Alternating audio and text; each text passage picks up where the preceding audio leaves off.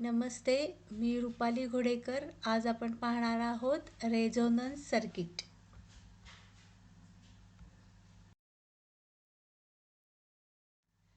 Resonance circuit पाहण्याआधी आपण हे पाहिलेलं आहे की एखाद्या सर्किटमध्ये जर आपण इंडक्टन्स जोडला तर त्याच्यामध्ये व्होल्टेज हे करंटपेक्षा 90 डिग्रीने लीड करते आणि एखाद्या सर्किटमध्ये जर कपॅसिटन्स जोडला तर व्होल्टेज हे करंटपेक्षा 90 डिग्रीनी लॅगिंग करते, म्हणजे पाठीमागे असते. जेव्हा आपण इंडक्टर आणि कपॅसिटर दोन्ही एक सर्किटमध्ये जोडतो तेव्हा मोर ऑर लेस दोन्ही एकमेकांना अपोज करतात. In some circuit inductive effect is greater. एखाद्या सर्किटमध्ये इंडक्टिव्ह इफेक्ट हा कपॅसिटिव्ह इफेक्टपेक्षा ग्रेटर असेल की म्हणजे जास्त असेल तर सर्किट कसं ॲक्ट करतं तर इंडक्टरसारखं करतं. म्हणजेच त्याच्यामध्ये काय होतं, व्होल्टेज हे लीड करतं than current. If some of the circuit capacitive effect is greater than inductive effect, the circuit will act like an capacitor and voltage will lag behind the current. म्हणजेच एखादा सर्किट आपण ते जोडलं L सीचं तर त्याच्यामध्ये काय होतं, जर कपॅसिटिव्ह इफेक्ट जास्त झाला तर सर्किट हा कपॅसिटरसारखं वर्क करतं आणि voltage will lag behind the current, म्हणजे व्होल्टेज हा करंटच्या मागे पडतो. आता तिसरी कंडिशन काय येते तर एखाद्या त्या सर्किटमध्ये इंडक्टिव्ह इफेक्ट आणि कपॅसिटिव्ह इफेक्ट हे दोन्ही जर एक्झॅक्टली इक्वल असतील तर ते दोन्ही इफेक्ट्स काय करतात, एकमेकांना कॅन्सल करतात आणि त्यामुळे काय होतं, व्होल्टेज आणि करंट हे एकाच फेजमध्ये येतात. कोणी कोणाला मागे टाकत नाही किंवा पुढे जाऊ देत नाही, दोन्ही काय होतात, एकाच फेजमध्ये येतात. त्या सर्किटला आपण काय म्हणतो, रेझोनन्स सर्किट. आणि त्या प्रक्रियेला काय म्हटलं जातं, रेझोनन्स.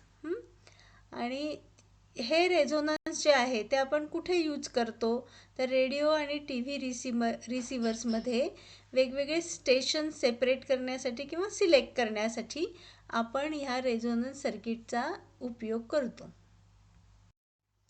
इथे तुम्हाला आकृतीमध्ये दाखवलं आहे की व्होल्टेज आणि करंट इफेक्ट कशा पद्धतीने वर्क होतो, की कपॅसिटर चार्ज आणि डिस्चार्ज होतो त्यावेळेस व्होल्टेज वाढतं आणि कमी होतं. तसंच कॉईलमध्ये जेव्हा त्याचं मॅग्नेटिक फील्ड त्याच्यामध्ये तयार होतं आणि नंतर कोलॅप्स होतं तेव्हा करंट हा वाढतो किंवा कमी होतो. तर हे एक आकृतीद्वारे आपण पाहत आहोत. आता आपण पाहणार आहोत टाईप्स ऑफ रेझोनंट सर्किट्स. दोन प्रकारचे रेझोनंट सर्किट्स असतात. सिरीज रेझोनंट सर्किट, जेव्हा इंडक्टर आणि कपॅसिटर हे सिरीजमध्ये जोडले जातात तेव्हा त्याला आपण म्हणतो सिरीज रेझोनंट सर्किट. आणि दुसरं आहे पॅरलल रेझोनंट सर्किट, जेव्हा इंडक्टर आणि कपॅसिटर्स हे एकमेकांच्या पॅरललमध्ये जोडले जातात तेव्हा त्या सर्किटला आपण म्हणतो पॅरलल रेझोनंट सर्किट.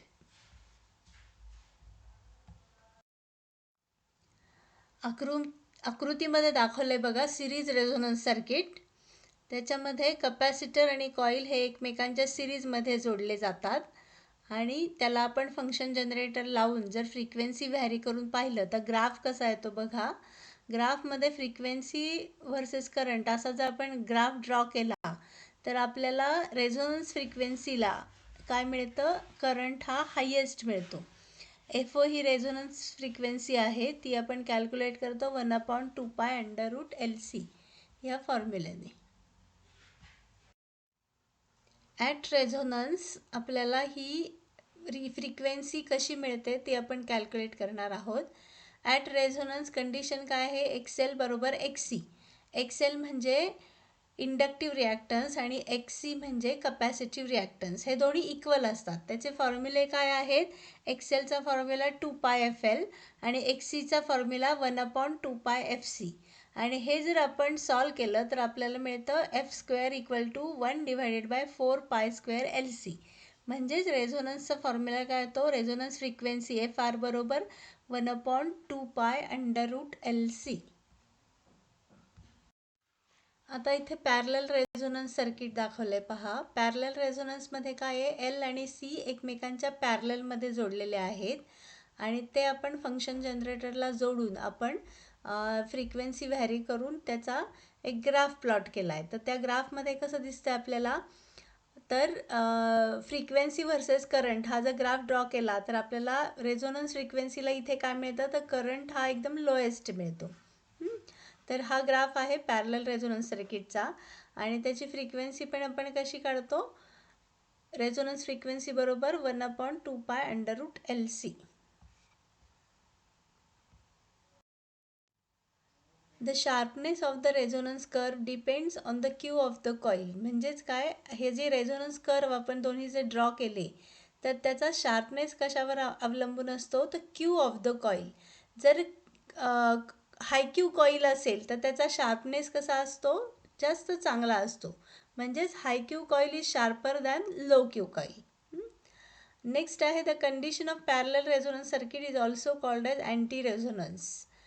पॅरलल रेझोनन्सच्या कंडिशनला आपण अँटी रेझोनन्स असंही म्हणतो. आणि ॲट रेझोनन्स त्याचा फॉर्म्युला सेम आपण कॅल्क्युलेट करतो, XL बरोबर XC, म्हणजेच 2πFL बरोबर 1/2πFC, F² equal to 1/4π²LC, म्हणजेच resonance frequency equal to 1/2π√LC. आता आपण पाहणार आहोत रेझोनन्स सर्किट हे कुठे कुठे यूज केले जातात.